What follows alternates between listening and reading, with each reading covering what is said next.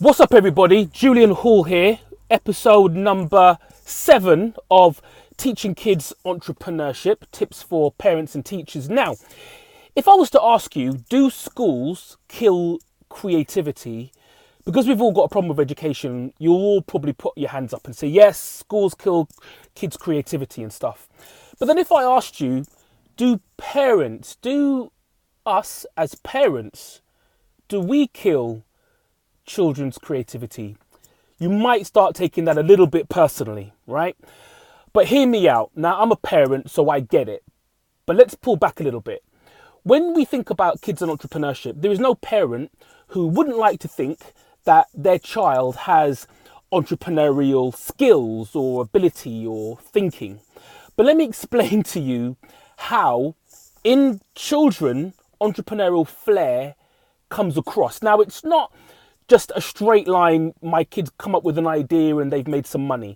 That's not just the only way in which entrepreneurial characteristics display themselves in children. Now, if we think about this word entrepreneurial, we all know that it's very closely linked to the word creativity, because entrepreneurs are very creative. They're able to take something creative and then link it to revenue and scale and solving a problem, etc. So let's look at the word creativity and let's look at the way in which children are creative. So let me give you some characteristics of creative children. Creative children are annoying. Yeah, I know this because I live with a YouTuber, and YouTubers have personalities and, they're a little bit out there, and a YouTuber behind closed doors is always practicing silly voices and doing silly things and singing at the top of their voices, and they can become annoying, right? So a characteristic of a creative or an entrepreneurial child, they can be a little bit annoying. Are they disruptive? Now, in the world of business, disruption is a good thing, but in the world of children, disruptive is a bad thing. Now, disruption is disruption, right? But it's, I guess, why they're disrupting. So are they disrupting because they are challenging the status quo, trying to break away from the norm? Are they looking for new ways of doing things? Have they taken a toy and broken it down to see how it works, but you've just spent 50 quid on it and it's now destroyed and you have a go at them? Then they don't do that thing again, and later on in life they don't know how things work, right? Or are they strange? I mean, do you have any strange kids? Because some of these entrepreneurial geniuses, they're a little bit strange. Not all of them, but they can be a little bit strange, right? And we celebrate that difference. We celebrate the fact that they're not the same as everybody else, which is the reason why they can see things slightly different. Do they struggle academically? Do they just not get school? Do they just not get the straight line way in which, some education is delivered, right? And there is loads of entrepreneurs that I know will tell you that they struggled in school. Not all of them, but a lot of them did struggle in school, right? And do they challenge? Are they challenging? Do they challenge you as parents? Do you get calls from the school saying that little so and so just challenged a bunch of teachers today?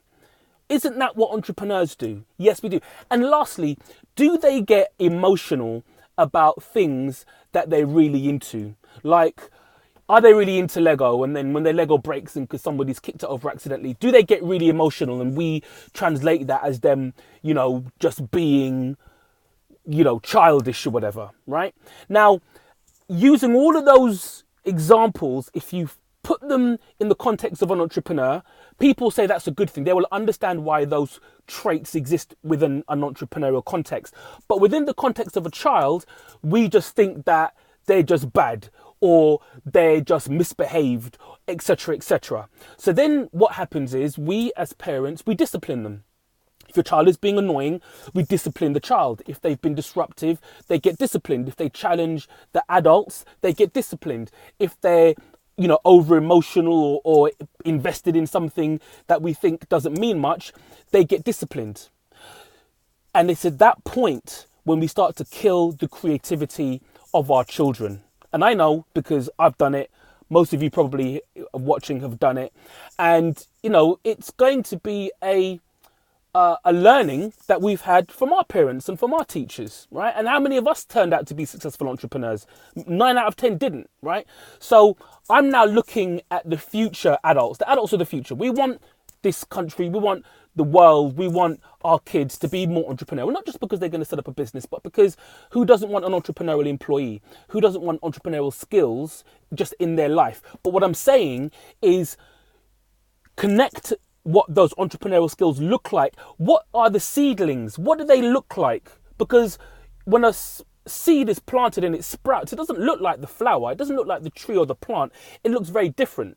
So we need to identify in children, what are those entrepreneurial traits in children? What do they look like? They are probably the child in class who can't sit still, who is disrupting everybody, who's maybe a little bit of a joker and doesn't get on well with education in general. They may be an A-star student and still be entrepreneurial.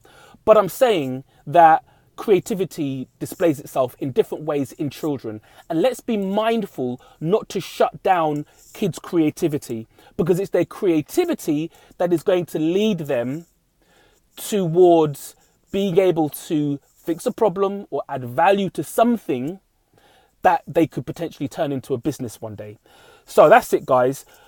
When you are about to kick off at your child, and we all do it, we all get to points of annoyance and tolerance and we just want to shut them down, take a breath and just think to yourself. And I'm not saying, look, just give them an open, road to cause havoc. Of course, I'm not saying don't discipline your children. I'm not saying that. Guys are going to run off and say the entrepreneur said don't discipline your kids. I'm not saying that. But we need to think about, are we disciplining them because we're shutting down their creativity, or are we disciplining them because they really do need discipline? There is a difference. And I've just observed, in my observation, because I've done it and I've seen lots of people do it, that we do shut down kids more than we need to. We do shut down their creativity more than we need to. And we need to recognize when they are being creative, when they are exercising that creativity within them that might annoy, that might disrupt, that might challenge, that might look like it shouldn't be there. It might look like it's uncalled for, but those children may end up developing something because they were allowed to be creative. They were allowed to and be within a safe space that they could express themselves to the point where it means something to them. It may not mean anything to us, but it means something to them. So that's it, guys. Episode 7, Julian Hall.